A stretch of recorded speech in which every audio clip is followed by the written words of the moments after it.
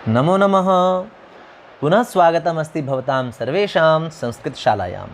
प्यारे बच्चों, हमने पिछली वीडियो में आपको आपकी पहली वर्कशीट के उत्तर कैसे छांटने हैं और कौन से उत्तर हैं ये बताया था। और आज हम लेकर आए हैं आपके सम्मुख आपका जो द्वितीय पाठ पर आधारित कार्यपत्रक है, द्वितीय कार्यपत्रक, उसके उत्तरों के साथ में। आपने यदि अभी इस पाठ की वीडियो नहीं देखी है या वर्कशीट आप तक अभी तक ये पहुंची नहीं है और या गूगल फॉर्म आपको इसका आप करना चाहते हैं, उसके माध्यम से अभ्यास करना चाहते हैं, तो डिस्क्रिप्शन बॉक्स में आपको लिंक मिल जाएंगे तीनों के ही। आप वहां से उन्हें करिएगा और उसके वर्कशीट को करने के बाद ही आप इन उत्तरों को आप मिलाइएगा, उत्तर बनाना सीखिएगा। तो चलिए आरंभ करते हैं हम आपके द्वितीय इस कार्यपत्रक के उत्तरों को। अब पहला प्रश्न जो है हमारे सम्मुख वो है कि एक पदेन उत्तरम लिखत। अब एक पद में आपको उत्तर लिखना है और अब आपने ये क्योंकि स्मरण के आधार पर उत्तर आपको देना है इनका, तो जो पहला आपका द्वितीय पाठ पहला प्रश्न है, तो उससे पहले आपको द्वितीय पाठ अपना क्या नाम है आपके द्वितीय पाठ का? बिलस्य वाणी न कदापि मे श्रुता। कितनी रोचक कहानी है यह। इस रोचक कहानी में देखिए कैसे बुद्धि की विजय होती है, बुद्धि का प्रयोग करता है वह जो श्रीगाल है।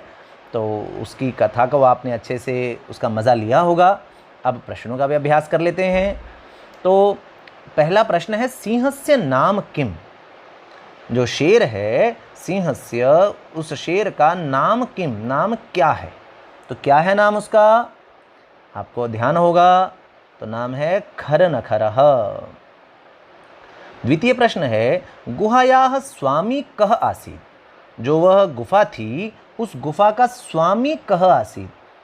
उस गुफा का स्वामी जो है वह कौन था? उस गुफा का स्वामी कौन था बच्चों? उस गुफा का स्वामी जो है वह एक श्रीगाल था और जिसका नाम क्या है? दधिपुच्छः। दधिपुच्छ नाम का जो श्रीगाल है वो उसका स्वामी था। अग्रिम प्रश्न है कि श्रीगालः कुत्र पलायितः?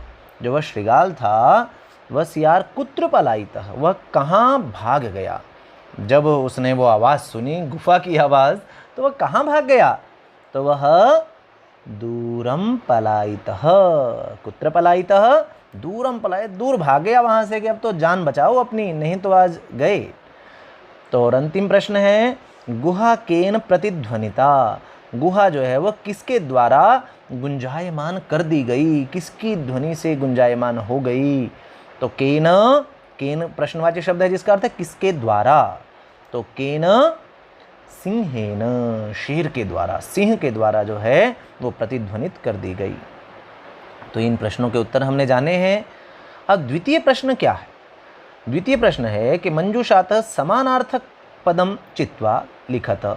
अब बच्चों मंजूषा से समानार्थक पद चुनकर आपको लिखने हैं और ये कुछ समानार्थक पद यहाँ पर हैं। तो पहले हम इनका अर्थ जान लेते हैं, क्योंकि हो सकता है कि ये पाठ से बाहर के शब्द हों। तो कंपनम, कंपनम मतलब कांपना। विशालम, विशाल अर्थात बहुत बड़ा। बुभुक्षितः, यहाँ पर बुभुक्षा शब्द है जिसका अर्थ होता है भूख, और बुभुक्षितः अर्थात भूखा। अब ये रवम दिखाई दे रहा है, थोड़ा सा टाइपिंग मिस्टेक हो गई है, यहाँ पर ये एवं है। एवं मतलब इस प्रकार, आप इसे एवं कर लीजिए। गमिष्यामि, गमिष्यामि में ये श्यामी देखकर ही आपको अनुमान लग गया होगा कि यहाँ पर भविष्यत काल की यह क्रिया है, और गम धातु है जिसका अर्थ है जाना, और गमिष्यामि का अर्थ हो जाएगा जाऊंगा। तो अब हम यहाँ इनके देख लेते हैं, मिलान करते हैं इनका समानार्थक पदों का।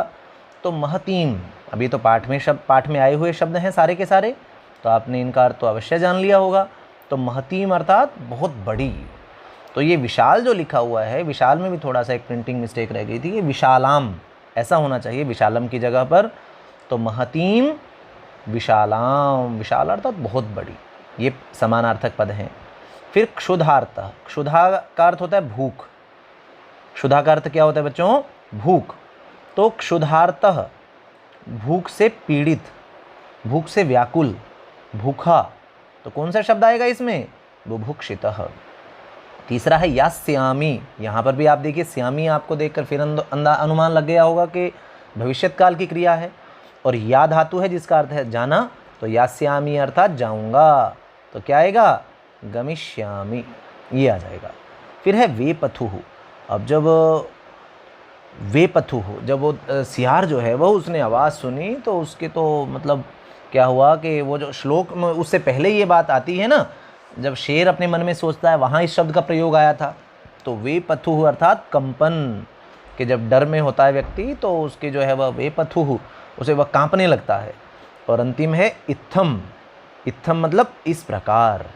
तो क्या आएगा यहाँ पर? एक ही बच गया है, एवं। एवं। अब आपका तृतीय और अंतिम प्रश्न है इस वर्कशीट का। क्या करना है इसमें? शुद्ध कथन के समक्ष आम और अशुद्ध कथन के समक्ष न, ऐसा लिखना है। तो आपको इन कथनों को समझना है और उनके सम्मुख आम या न लिखना है। तो दधिपुच्छः सिंहपद पद्धतिं पश्यति, और सारे के सारे ही आप देख रहे हैं आपकी कथा के वाक्य हैं। तो जो दधिपुच्छ होता है, जो श्रृगाल, वह शेर के पैरों के निशान देखता है। अब ये सही है या गलत है? सही है तो आम लिखेंगे हम, गलत है तो न लिखेंगे। तो क्या ये सही है? जी हाँ, ये बिल्कुल सही है। उसने गुफा के बाहर आकर उसके पैरों के निशान देखे थे, तो आ जाएगा आम। सह सिंह से आह्वानम करोति, वो शेर का आह्वान करता है कि आ जाओ, बाहर आओ, मुझसे युद्ध करो। क्या ऐसा करता है वो? नहीं करता है। तो क्या आएगा? न। सह गुहायाम प्रविशति, वह गुफा में प्रवेश कर जाता है। तो क्या वो गुफा में प्रवेश करता है? जब उसने शेर के पैरों के निशान देख लिए थे तो क्या अब भी उसमें इतना साहस था कि वो गुफा में प्रवेश करता? तो ये बात भी नहीं हुई थी, तो ये भी गलत है। तो न। अग्रिम है सिंह उच्चैः गर्जति, शेर जो है वह जोर से गरजता है, खूब तेज आवाज़ करता है, गर्जना करता है। तो ये सही है या गलत है? बिल्कुल, ये तो हुआ था ऐसा। तो आम। हाँ, आम का अर्थ होता है हाँ और न का अर्थ होता है नहीं। श्रृगालेन बिलस्य वाणी पूर्वमपि श्रुता आसीत्, उस सियार ने बिल की आवाज़ जो है वो पहले भी सुनी थी। क्या पहले भी सुनी थी उसने आवाज़? नहीं, तो क्योंकि पहले तो नहीं सुनी थी। और अंतिम है यह अनागतम करोति सह शोभते, जो अनागत का उपाय कर लेता है, जो अभी समस्या नहीं आई है, आने वाली है, आने वाली समस्या का जो समाधान कर लेता है वो शोभायमान होता है, वो शोभा को प्राप्त होता है। तो ये बात इस कहानी के आधार पर सही है या नहीं? ये कही गई है या नहीं यहाँ पर? तो कही गई है, तो आम। तो इस प्रकार हमारी यह वर्कशीट जो है वह पूरी होती है। इसे बनाने में धनवंती देवी जी ने, जो कि संस्कृत अध्यापिका हैं, उन्होंने अपना योगदान दिया है। हम उनका धन्यवाद करते हैं इसमें। तो प्यारे बच्चों, आप इसी प्रकार आप समझते रहिए, आनंद लेते रहिए। जल्दी ही मिलेंगे आपके अगले कार्यपत्रक की वीडियो के साथ में। धन्यवाद।